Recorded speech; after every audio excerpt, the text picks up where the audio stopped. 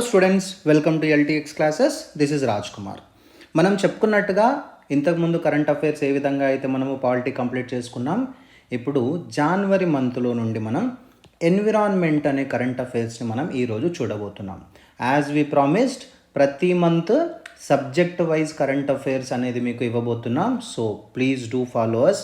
Before going further, please do like, share and subscribe to our channel. So దీంట్లో మనం ముఖ్యంగా మాట్లాడుకునేది ఏంటి సార్ అని అంటే, ఒకటి రీసెంట్గా ఇంకొక 2 రామ్సార్ సైట్లు యాడ్ చేయడం జరిగింది. దాని గురించి మనం మాట్లాడదాం. తర్వాత 2025 నమోదైన అత్యంత వేడిగా ఉన్న లానినా సంవత్సరం, warmest La Niña year on record అది. దెన్ ఐక్యరాజ్య సమితి హైసీస్ ఒప్పందం అమల్లోకి వచ్చింది. తర్వాత ప్రభుత్వం డిజిటల్ క్లైమేట్ అట్లాస్ని ప్రారంభించింది. తర్వాత పర్యావరణ పరిరక్షణ నిధి, వాటర్ బ్యాంక్రప్సీ, జల దివాలా స్థితి, తర్వాత ICGS Samudra Pratap, biobitumen, then followed by Hirakud తడి బయలు అంటే చిత్తడి నేలలు, బేసిక్గా వలస పక్షుల ప్రధాన ఆశ్రయం. వీటి గురించి మనం ఈరోజు ఈ వీడియోలో మాట్లాడుకోబోతున్నాం. ఫస్ట్ది కొత్త రామ్సార్ సైట్లు. మనందరికీ తెలిసిన విషయమే. రామ్సార్ సైట్స్ అనేది 1971లో ఇరాన్లోని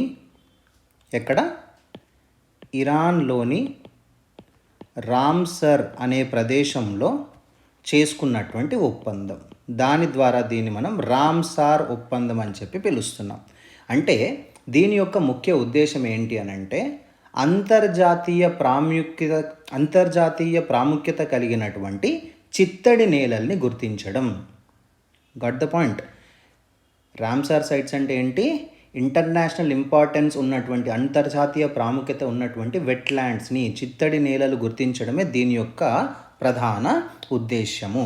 ఇండియా దీనిని అఫ్కోర్స్ 1982లో ఆమోదించడం అనేది జరిగింది. రాటిఫై చేసింది ఎప్పుడు? 1982లో ఆమోదించింది. భారతదేశంలో మొత్తం 98 రామ్సార్ సైట్స్ ఉన్నాయి. రీసెంట్గా యాడ్ చేసిన దాంతో కలిపి ఈ 98 రామ్సార్ సైట్స్లో తమిళనాడులోనే మనకు ఎక్కువగా కనిపిస్తాయి. ఆన్ అండ్ యావరేజ్గా ఒక 20 ఉన్నాయి తమిళనాడులో. ఆ తర్వాత ఉత్తరప్రదేశ్లో మనకి 11 ఉండడం అనేది జరిగింది. ఎందుకు సరే రామ్సార్ సైట్స్ అని అంటే, బయోడైవర్సిటీ అండ్ ఎకలాజికల్ బ్యాలెన్స్ అంటాం. దాని అర్థం ఏంటి అని అంటే, జీవ వైవిధ్యం ఉండాలి, తర్వాత పర్యావరణ సమతుల్యత అనేది కూడా ఉండాలి. పర్యావరణ సమతుల్యత ఎప్పుడు ఉంటుంది అని అంటే, పర్యావరణంలో ఉన్నటువంటి పక్షులు, చెట్లు, ఫలాలు, యానిమల్స్, జంతువులు అన్నీ కూడా వాటి యొక్క సమపాలల్లో కనుక ఉన్నట్టయితే మాత్రమే పర్యావరణ సమతుల్యత అనేది ఏర్పడుతుంది. అందుకోసమే మనం ఈ వెట్లాండ్స్, ఈ చిత్తడి నేలల్ని మనము గుర్తించడం అనేది జరుగుతుంది. ఓకే, ఇప్పుడు రీసెంట్గా యాడ్ చేసింది ఏంటి సార్ అని అంటే, ఒకటి పాట్నా పక్షుల అభయారణ్యం, పాట్నా బర్డ్ శాంక్చురీ. ఇది ఉత్తరప్రదేశ్లోని ఎటా జిల్లాలో ఉంది. 1991లో స్థాపించబడింది. ఇది ఉత్తరప్రదేశ్లోని అతి చిన్న పక్షుల అభయారణ్యము. ఇక్కడ అనేక రకాల పక్షులు, జలచర పక్షులకు నివాస స్థలంగా ఇది ఉంది. ముఖ్యంగా lesser whistling duck, greylag goose, comb duck, ruddy shelduck, gadwall, Eurasian wigeon, Indian spot billed duck, northern shoveler and northern pintail. ఇవన్నీ కూడాను మనకి ఈ particular what do you call this పక్షుల అభయారణ్యంలో మనకి తెలుస్తున్నాయి.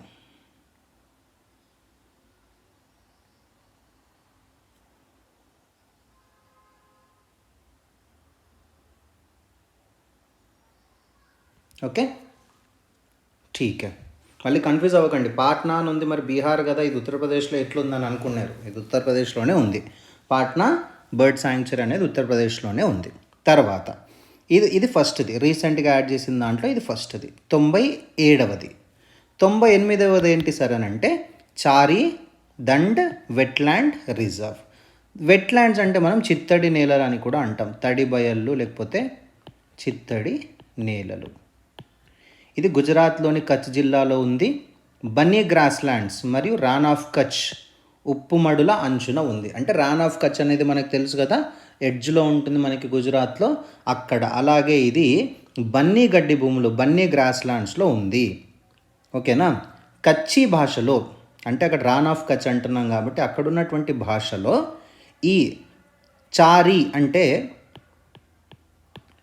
సాల్టీ అని అర్థం అంట, అంటే ఉప్పగా ఉన్నది అని అర్థం అంట. దండ్ అంటే లోతైన తడిబయలు, షాలో వెట్లాండ్స్. లోతైన అంటే ఎక్కువ లోతు కాదు, కొంచెం లోతు, అతి అల్ప లోతు. సో ఇట్లా కాకుండా ఇట్లా ఉన్నటువంటి అల్ప లోతులో ఉన్నటువంటి తడిబయళ్ళు, అంటే ఉప్పుగా ఉంటూ అల్ప లోతులో ఉన్నటువంటి తడిబయళ్ళు అని దీని యొక్క అర్థం. ఓకేనా. ఇది అనేక అపాయంలో ఉన్న, అంటే ఎండేంజర్డ్ జాతులకు నివాసంగా ఉంది. ఎండేంజర్డ్ అంటే అవి ప్రమాదానికి గురి కాబోతున్నాయి, లేకపోతే ప్రమాదపు అంచున ఉన్నాయి. తద్వారా ఏమవుతుందంటే అవి ఎక్స్టింక్ట్, కనుమరుగైపోయే పరిస్థితి అనేది ఏర్పడుతుంది. వాటిని కాపాడుకోవడం మనకి చాలా అవసరం. ఏమున్నాయి సార్ దీంట్లో అనంటే Dalmatian pelican, oriental darter, black necked stork, Indian skimmer. ఇవన్నీ కూడాను మనకి చారి దండ్ వెట్లాండ్ రిజర్వ్స్లో ఉండడం అనేది జరిగింది. ఓకేనా. ఈ ప్రదేశం, ఈ ప్రాంతం చిర్బత్తి లేదా గోస్ట్ లైట్స్ కోసం ప్రసిద్ధి. అంటే ఏంటి అనంటే ఈ బన్నీ గ్రాస్లాండ్స్, బన్నీ గడ్డి భూముల్లో చీకటి రాత్రుల్లో ఒక ప్రకాశించే వెలుగు ఉన్నప్పటికీ కూడా, అంటే నైట్ పూట ఈ బన్నీ గ్రాస్లాండ్స్లో మనకి ఒక లైటింగ్ అనేది వస్తుంది అన్నమాట. అది ఎక్కడి నుంచి వస్తుంది, ఎలా వస్తుంది అనేది ఇప్పటివరకు ఎవరు కనిపెట్టలేకపోయారు. అందుకే దాన్ని చీర్బత్తి లేకపోతే గోస్ట్ లైట్స్ అని చెప్పి పిలవడం అనేది జరుగుతుంది. ఎక్కడొస్తుంది ఇది? బన్నీ గ్రాస్లాండ్స్లో వస్తుంది. ఓకేనా. So this is about the first one, కొత్త రామ్సార్ స్థలాలు, సైట్స్, కొత్త రామ్సార్ సైట్స్, కొత్త చిత్తడి నేలలు. రెండవది అత్యంత వేడిగా ఉన్నటువంటి లానినా సంవత్సరం. ఇటీవల విడుదలైనటువంటి వాతావరణ నివేదిక ప్రకారము 2025 సంవత్సరం ప్రపంచవ్యాప్తంగా 3వ అత్యంత వేడిగా ఉన్న సంవత్సరంగా నమోదైంది. అలాగే ఇప్పటివరకు నమోదైన అత్యంత వేడిగా ఉన్న లానినా సంవత్సరం కూడా ఇదే. జనరల్గా లానినా అనేది ఎప్పుడైనా సరే కొంచెం చల్లగా ఉంటుంది,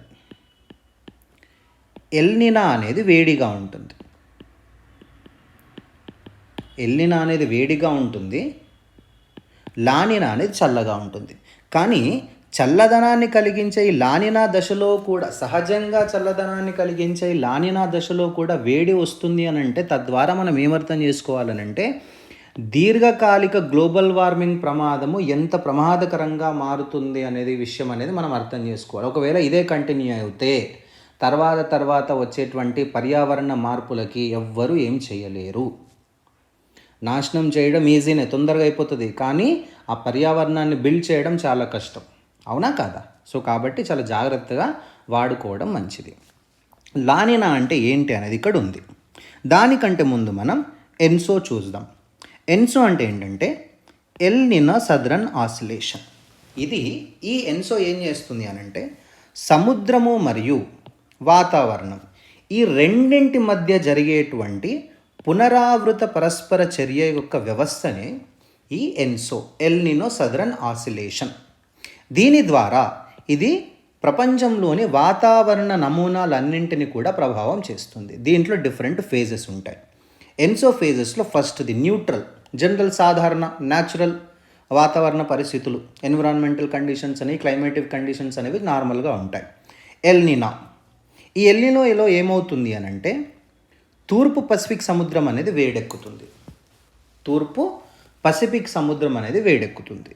లానినోలో ఏమవుతుంది అని అంటే అదే తూర్పు పసిఫిక్ సముద్రం అనేది చల్లబడుతుంది. తూర్పులో పసిఫిక్ సముద్రం వేడెక్కుతుంది అని అంటే వేడిగున్న ప్లేసులో ఉన్నటువంటి, ఆ వేడిగున్న స్థలంలో ఉన్నటువంటి ఏవైతే గాలులు ఉంటాయో అవి బయటకు వెళ్ళిపోతాయి. తద్వారా అక్కడ లో ప్రెషర్ అనేది క్రియేట్ అవుతుంది. అవునా కాదా? వేడిగా ఉన్న దగ్గర నుంచి ఉన్నటువంటి గాలులు, వేడి గాలులంతా బయటకు పోయిన తర్వాత అక్కడ ఏదైతే లో ప్రెషర్ అంటే ఒత్తిడి అనేది తగ్గుతుంది, లో ప్రెషర్ బెల్ట్ అనేది క్రియేట్ అవుతుంది. లానినా అంటే ఏంటి? ఇది ఎల్నినో.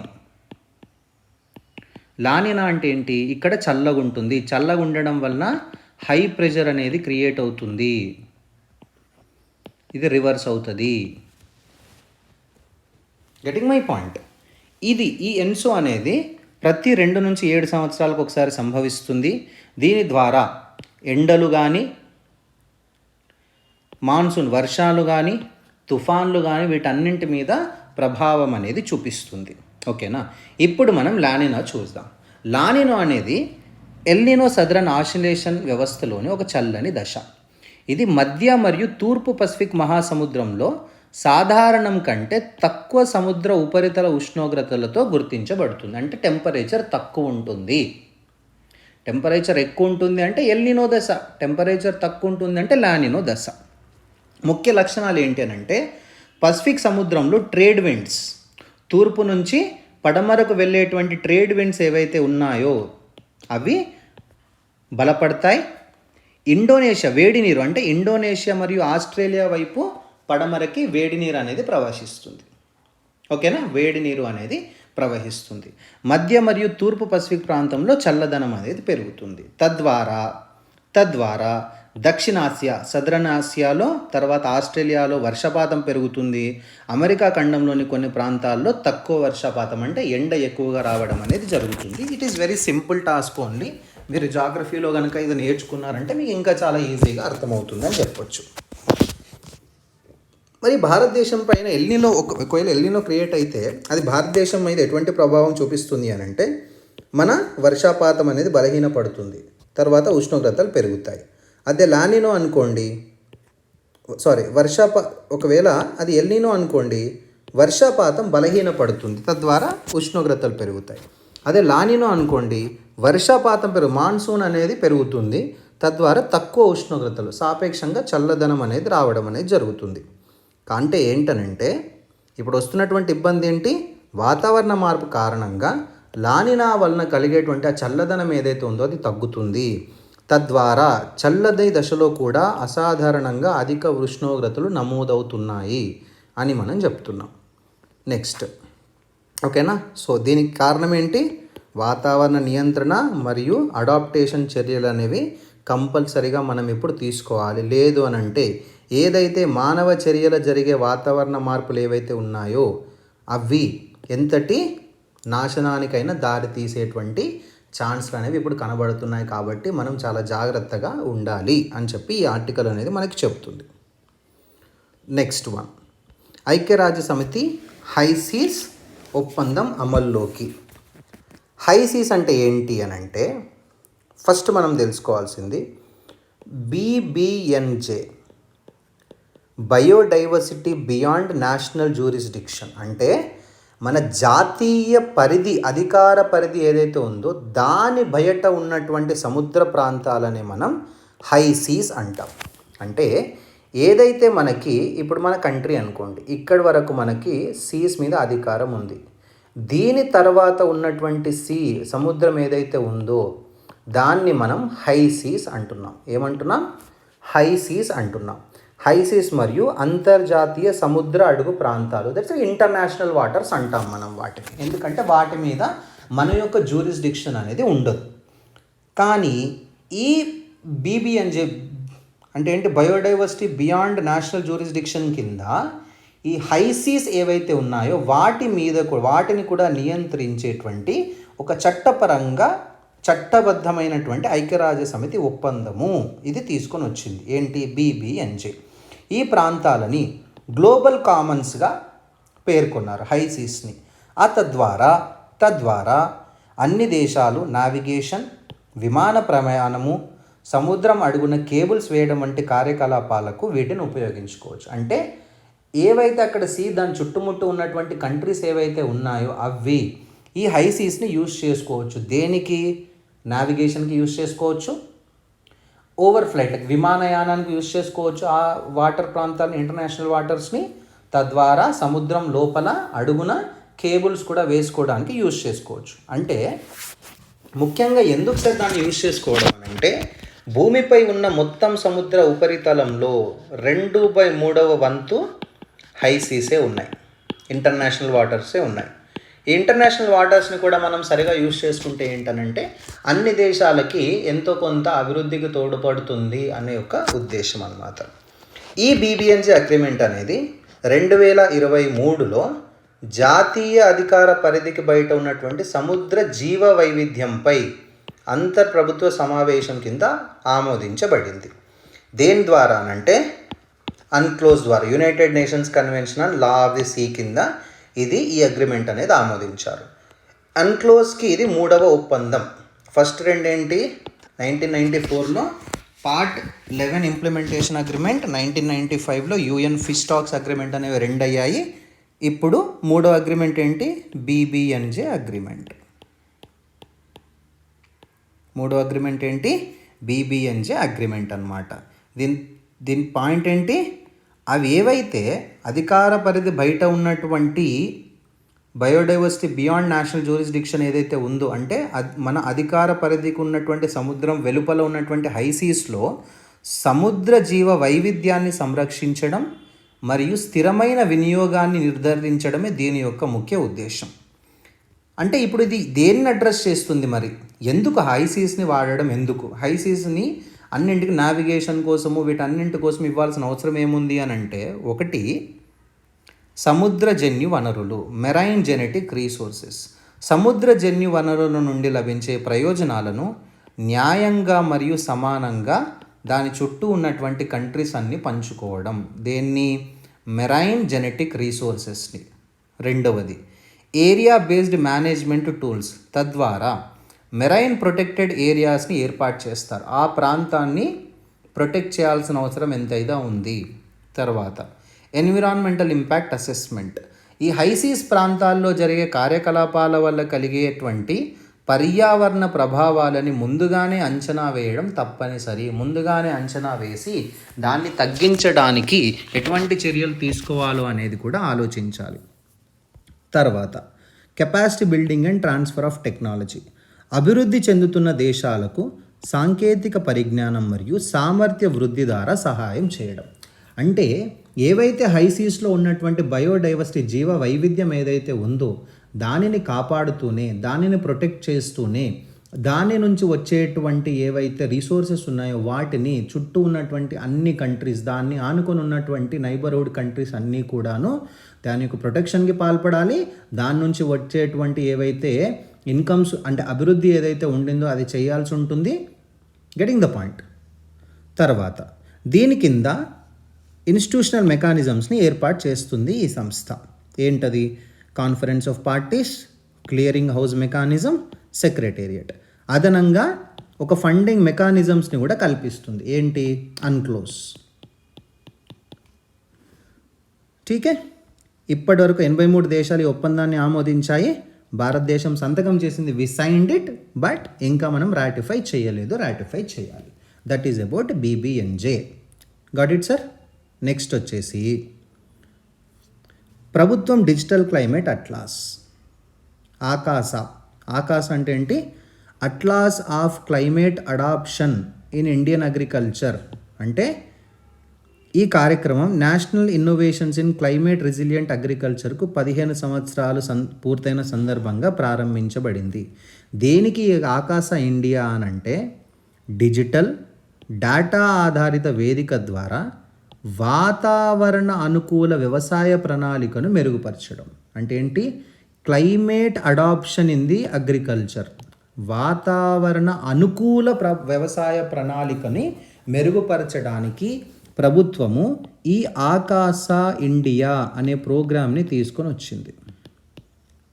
దేని ద్వారా తీసుకొని వచ్చారు అని అంటే, నిక్రా ద్వారా, national innovations in climate resilient agriculture. దానికి 15 సంవత్సరాలు పూర్తవడం ద్వారా ఈ ప్రోగ్రామ్ని తీసుకొని వచ్చారు. తద్వారా భారతదేశ వ్యవసాయంలో అది కూడా వాతావరణ అనుకూల వ్యవసాయ ప్రమాణాలని పెంచడం, అది పాయింట్. ఇది రైతులకు వాతావరణ మార్పులకు అనుగుణంగా వ్యవసాయ నిర్ణయాలు తీసుకోవడంలో సహాయపడేటువంటి డిజిటల్ సాధనం, డిజిటల్ టూల్. ఏంటి, ఆకాశ ఇండియా ప్లాట్ఫామ్ అభివృద్ధి చేసింది Indian council of agriculture research ఆధ్వర్యంలోని national agriculture research and extensive system, Borlaug institute of south Asia and international maize and wheat improvement centre సహకారంతో ఇవి అభివృద్ధి చేయడం అనేది జరిగింది. దీనికి ఏం చేస్తుంది, ప్రాంతానికి అనుగుణంగా, because climate is varies between the areas. ఒక ప్రాంతంలో ఉన్నటువంటి వాతావరణ పరిస్థితులు ఇంకో ప్రాంతంలో ఉండవు, కాబట్టి ప్రాంతం స్పెసిఫిక్గా ప్రాంతానికి అనుగుణంగా అనుకూల వ్యూహాలను అందిస్తుంది. అదేవిధంగా డేటాని కూడా ఆధారంగా చేసుకుని సహాయం చేస్తుంది. వాతావరణ ప్రమాదాలను గుర్తిస్తుంది, భవిష్యత్తు పెట్టుబడుల ప్రణాళికను ఇస్తుంది. ఆ తర్వాత వాతావరణ అనుకూల పద్ధతులను కూడా విస్తరించడం అనేది జరుగుతుంది. నిక్రా ఎక్కడి నుంచి వచ్చింది సార్ అని అంటే, ఇది ICAR ద్వారా 2011లో ప్రారంభించబడింది. 2011 ప్లస్ 15 సంవత్సరాలు అనుకున్నాం కదా, 2026. అందువల్ల 15 సంవత్సరాలు పూర్తయ్యడం వల్ల ఇప్పుడు ఇది ఈ ఆకాశ ప్లాట్ఫామ్ని అయితే తీసుకొని వచ్చింది. వాతావరణ మార్పులకు ప్రతిస్పందించేలా చేయడం భారత వ్యవసాయాన్ని, ఆ తర్వాత వ్యవసాయంలో వాతావరణ అనుకూల సాంకేతికతను ప్రదర్శించడం దీని యొక్క ముఖ్య ఉద్దేశం. ఓకేనా? వాతావరణ అనుకూల వ్యవసాయం అంటే క్లైమేట్ రెసిలియంట్ అగ్రికల్చర్ అంటే ఏంటి? ఇది అడాప్షన్ మరియు మిటిగేషన్ యొక్క సమ్మేళనం. అడాప్షన్ అంటే అనుకూలంగా, మనకి అనుకూలంగా దాన్ని మార్చుకోవడం. మిటిగేషన్ అంటే ఉపశమనం. ఈ రెండింటి యొక్క సమ్మేళనం. అంటే వాతావరణ షాకులను తట్టుకుంటూనే, వాతావరణాన్ని మార్చడం కుదరదు కదా, వాతావరణం నుంచి వస్తున్నటువంటి షాకులను తట్టుకుంటూనే పునరుద్ధరించుకోవడం, వ్యవసాయాన్ని పునరుద్ధరించుకోవడం and at the same time స్థిరమైన ఉత్పాదకతను కొనసాగించడం అనేది దీని యొక్క ముఖ్య ఉద్దేశం. ఎందుకు మరి సిఆర్ఏ యొక్క అవసరం ఏంటి? Getting the point. సిఆర్ఏ యొక్క అవసరం ఏంటి మరి? క్లైమేట్ రెసిలియంట్ అగ్రికల్చర్ యొక్క అవసరం ఏంటి అని అంటే, దిగుబడి అనేది తగ్గుతుంది. వ్యవసాయం దిగుబడి, పంట దిగుబడి 4.5 నుంచి 9% తగ్గుతుంది. దీని ద్వారా సంవత్సరానికి జీడిపిలో 1.5% నష్టం వాటిల్లుతుంది. ఇది తగ్గించాలి మనం.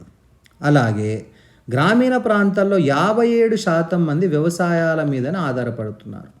వాతావరణం మార్పు కారణంగా ఎక్కువగా పంటలు వేస్తున్నారు. లాస్ట్ ఇయర్ మొత్తం ఫుల్ వర్షాలు పడ్డాయి, ఉన్న పంటలన్నీ పోయినాయి, కనీసం పెట్టిన ఖర్చు పైసలు కూడా రాలేదు.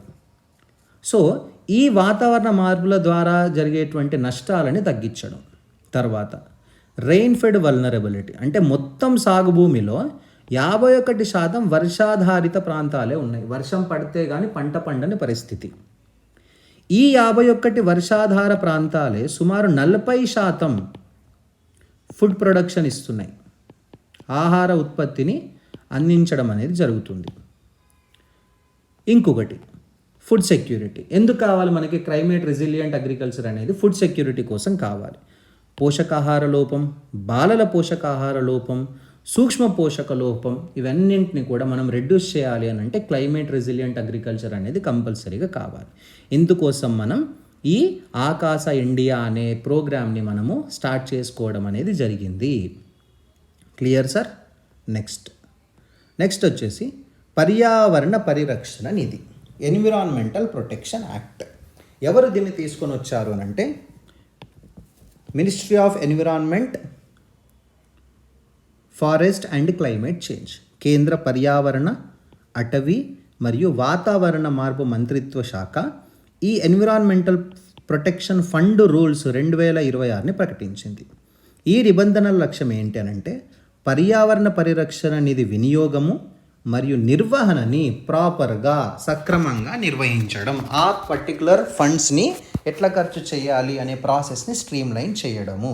దీని యొక్క కీ హైలైట్స్ ఏమున్నాయి సార్ అని అంటే, ఇది ఎన్విరాన్మెంటల్ ప్రొటెక్షన్ యాక్ట్ 1986లోని సెక్షన్ 16 కింద ఏర్పాటు చేయబడింది. ఏంటి ఈ ఫండ్? ఎన్విరాన్మెంటల్ ప్రొటెక్షన్ ఫండ్ అనేది.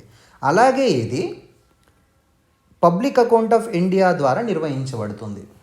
దీనికి ఏదైతే పబ్లిక్ అకౌంట్ ఆఫ్ ఇండియా ఉందో ఆ అకౌంట్ ద్వారానే ఈ ఫండ్ అనేది కూడా నిర్వహించడం అనేది జరుగుతుంది. ఈ నిధి కింది చట్టాల కింద సేకరించిన జరిమానాలు మరియు శిక్షలతో కూడి ఉంటుంది. ఈ నిధి ఎట్లా నుంచి తీసుకుని వస్తారో అంటే, air prevention and control of pollution act, water prevention and control of pollution act, environment protection act, ఈ 3 యాక్టుల ద్వారా ఒకవేళ ఎవరైనా 3 యాక్టులను కనుక ప్రాపర్గా ఫాలో అవ్వకపోతే వాళ్ళపైన వేసినటువంటి పన్నులు, ఫైన్స్ ఏవైతే ఉంటాయో ఈ ఫైన్స్ ద్వారా, జరిమానాల ద్వారా వచ్చినటువంటి అమౌంట్ ఏదైతే ఉందో ఈ అమౌంట్ని ఈ ఫండ్ కిందకి యూజ్ చేస్తారు.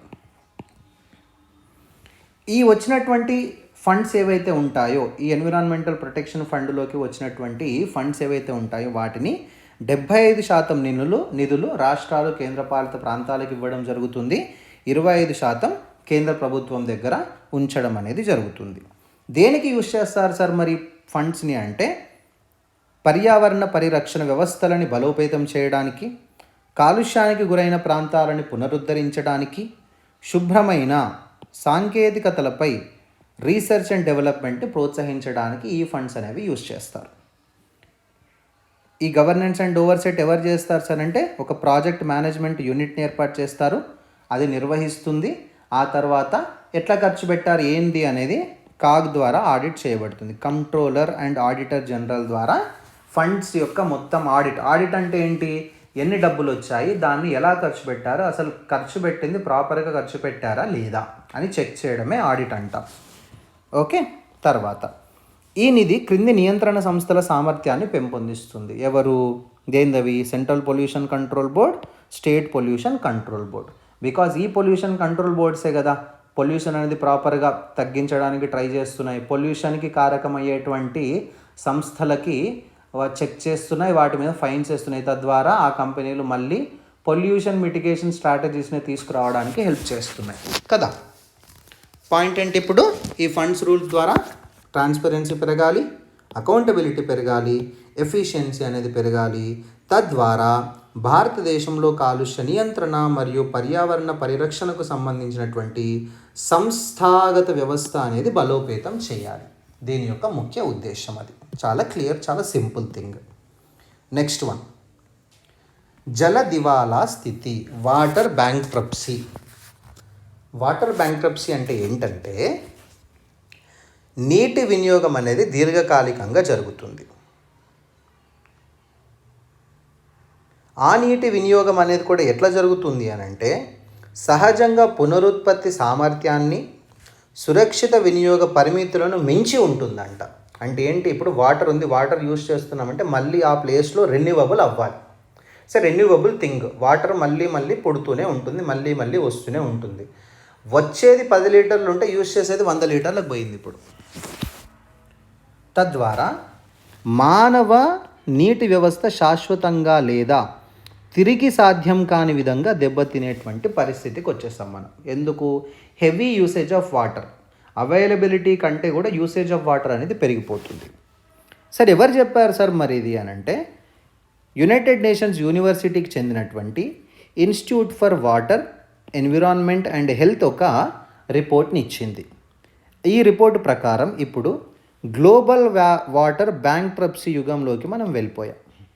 ఎందుకంటే అత్యధిక వాటర్ యూసేజ్ అనేది జరగడం వల్ల, దీనివల్ల కొన్ని సహజ వనరులు తీవ్రమైన నష్టాన్ని చవిచూస్తున్నాయి.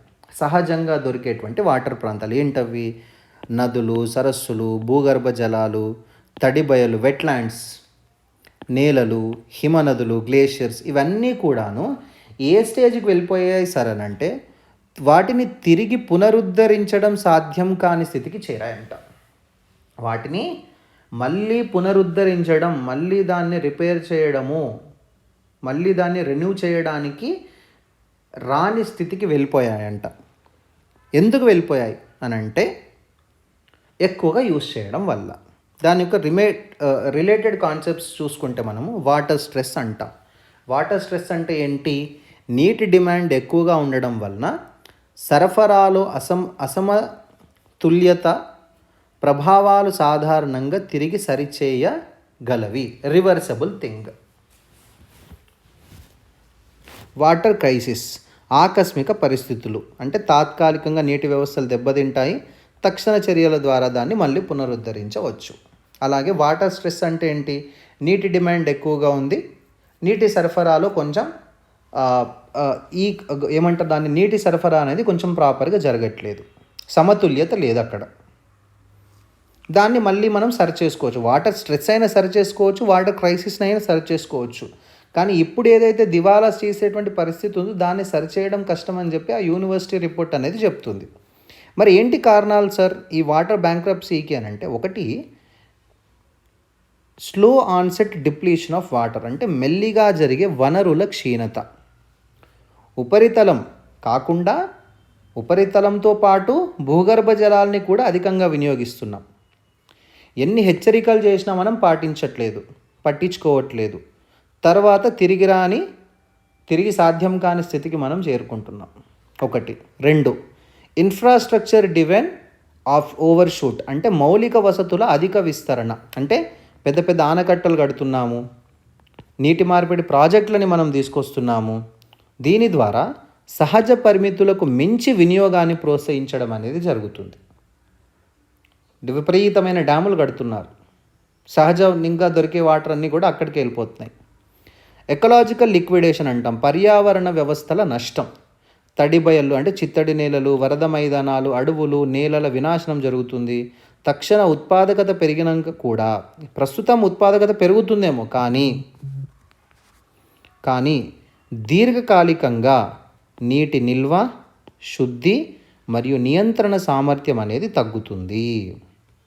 తర్వాత క్లైమేట్ యాంప్లిఫైడ్ ఓవర్షూట్, అంటే వాతావరణ మార్పు.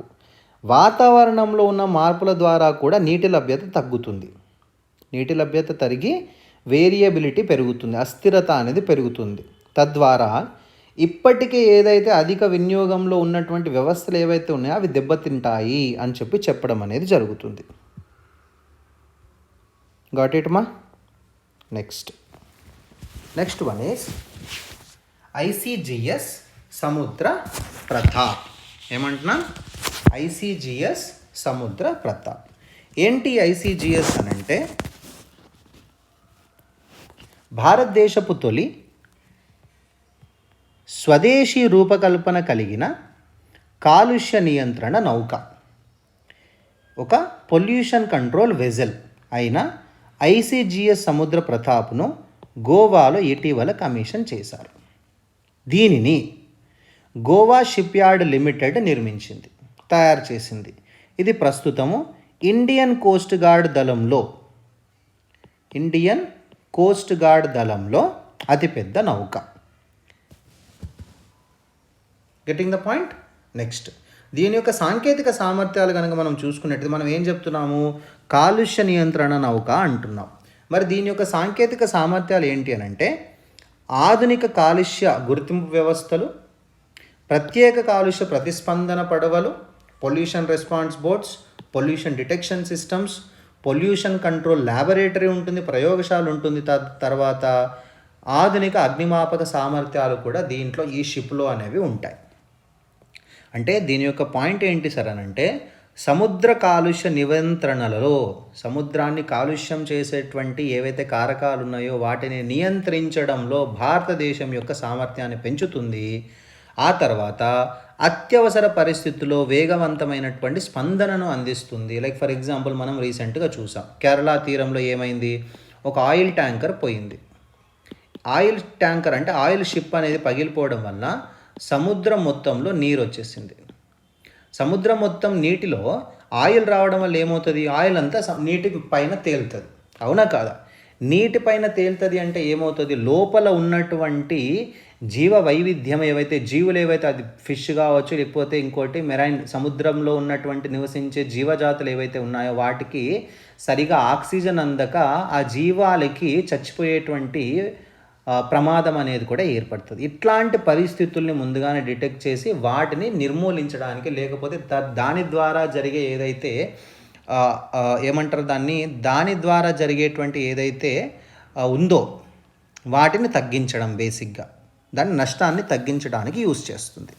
తర్వాత సముద్ర పర్యావరణ సంరక్షణలో కీలక పాత్ర పోషిస్తుంది అనేది ఇక్కడ మ్యాటర్. గాట్ ఇట్ మా? చలో నెక్స్ట్, బయోబిటుమెన్ అంటే ఏంటనంటే, తొలిసారిగా రోడ్ల నిర్మాణం కోసం బయోబిటుమెన్ను వాణిజ్యపరంగా ఉత్పత్తి చేస్తున్నటువంటి దేశంగా నిలిచింది. బయోబిటుమెన్ అంటే ఏంటి అని అంటే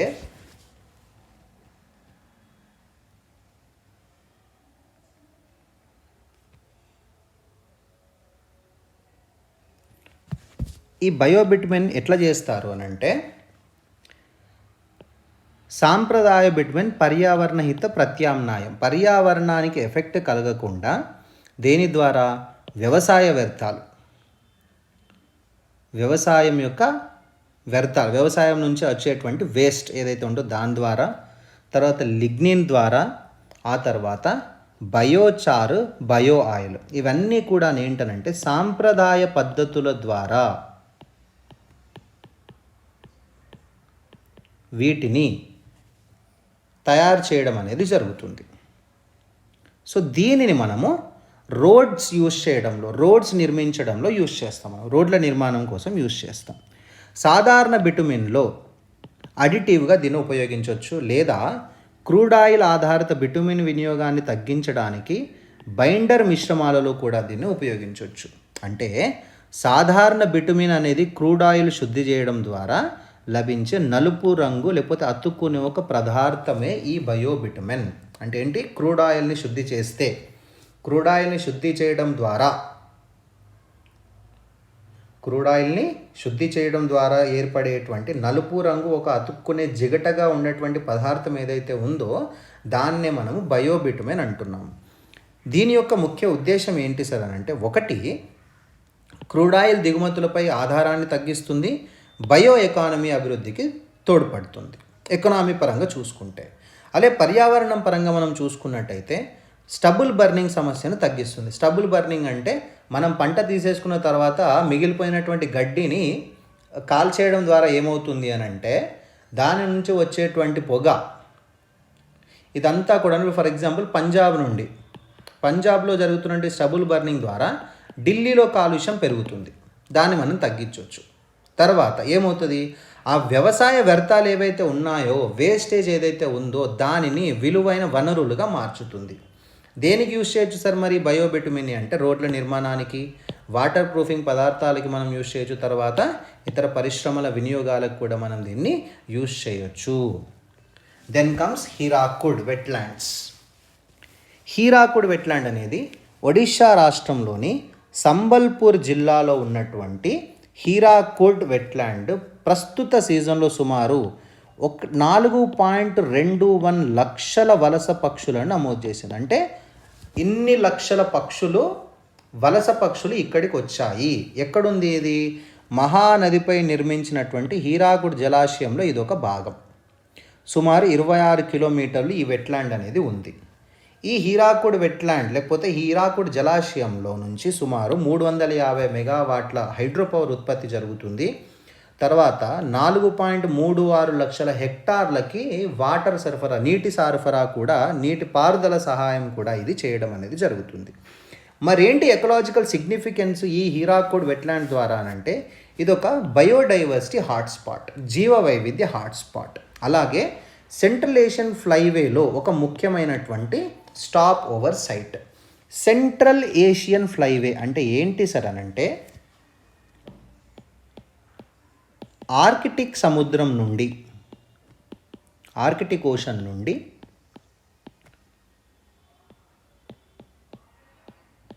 హిందూ మహాసముద్రం వరకు, ఆర్కిటిక్ ఓషన్ పైన, ఆర్కిటిక్ ఓషన్ నుండి హిందూ మహాసముద్రం వరకు. అంటే ఇప్పుడు ఏంటి? ఇప్పుడు యూరప్ అంటే రష్యా, తర్వాత సెంట్రల్ ఏషియా, ఇండియా, ఇవన్నీ పోయి కిందికి రావాలి, అంతేనా కాదు? ఈ గ్యాప్లో, ఈ మధ్యలో ఉన్నటువంటి సుమారు 30 దేశాలను కలుపుతూ విస్తరించి ఉన్న 30 దేశాలను కలుపుతూ విస్తరించి ఉన్నటువంటి ప్రధాన వలస మార్గం ఏంటంటే అక్కడ వేడి స్టార్ట్ అయిన వెంటనే పక్షులన్నీ ఈ దేశాలన్నీ దాటుతూ, ఈ సెంట్రల్ ఏషియన్ ఫ్లైవేలో ఈ దేశాలన్నీ దాటుతూ హిందూ మహాసముద్రం వరకు పోతాయి. హిందూ మహాసముద్రంలో చల్లగా ఉంటుంది కాబట్టి మళ్ళీ ఇక్కడ వేడి స్టార్ట్ అయ్యాక మళ్ళీ వాటి యొక్క ఒరిజినల్ లొకేషన్స్కి వెళ్ళిపోవడం అనేది జరుగుతుంది. సో ఈ హీరాకుడ్ వెట్లాండ్ అనేది ఈ సెంట్రల్ ఏషియన్ ఫ్లైఓవర్లో ఉంది కాబట్టి వలస పక్షులన్నీ అక్కడ ఆగుతాయి. ఎన్ని వలస పక్షులు వస్తున్నాయి అని అంటే 128 జాతుల వలస పక్షులు వస్తున్నాయి. సాధారణంగా మనకు కనబడేవి northern pintail, shoveler, teal, pochard and bar headed goose. అరుదైన రేర్ స్పీసీస్ చూసుకుంటే రఫ్స్. ఇవన్నీ కూడా మనకి సమ్ ఆఫ్ ది ఈ 128 జాతుల్లో నుంచి కొన్ని. దీనికి రామ్సార్ స్టేటస్ కూడా వచ్చింది. ఈ హీరాకుడ్ వెట్లాండ్కి 2021లో దీన్ని రామ్సార్ సైట్గా కూడా ప్రకటించడం అనేది జరిగింది. ఓకే, సో ఈ ప్రాంతాల్లో పలు రకాల పర్యావరణ వ్యవస్థలు ఉన్నాయి. హ్యాబిటాట్ డైవర్సిటీ ఉంది. ఏమున్నాయి సార్ అంటే ఓపెన్ వాటర్స్ ఉన్నాయి, మార్షెస్ ఉన్నాయి, మడ్ ఫ్లాట్స్ ఉన్నాయి అంటే మట్టి మైదానాలు ఉన్నాయి, తర్వాత షాలో వెట్లాండ్స్ కూడా దీంట్లో ఉండడం అనేది జరిగింది. ఇవన్నీ కూడాను ఈ హీరాకుడ్ వెట్లాండ్లో ఉన్నటువంటి డైవర్సిటీ, హ్యాబిటాట్ డైవర్సిటీ అంటాం. సో ఇక్కడ మీరు ఏం గుర్తుపెట్టుకోవాలి, హీరాకుడ్ వెట్లాండ్ ఒడిస్సాలో ఉంది, ఇది సెంట్రల్ ఏషియన్ ఫ్లైవేలో ఉంది అని చెప్పి గుర్తుపెట్టుకోండి. దాన్ని రామ్సార్ సైట్ కూడా అంటారని గుర్తుపెట్టుకోండి. తద్వారా ఇక్కడ హీరాకుడ్ జలాశయం కూడా ఒకటి ఉంది అని గుర్తుపెట్టుకోండి, సరిపోతుంది. So this is about environment జనవరి వాళ్ళ current affairs. So that's it for the day guys. So thank you, have a great day, all the best.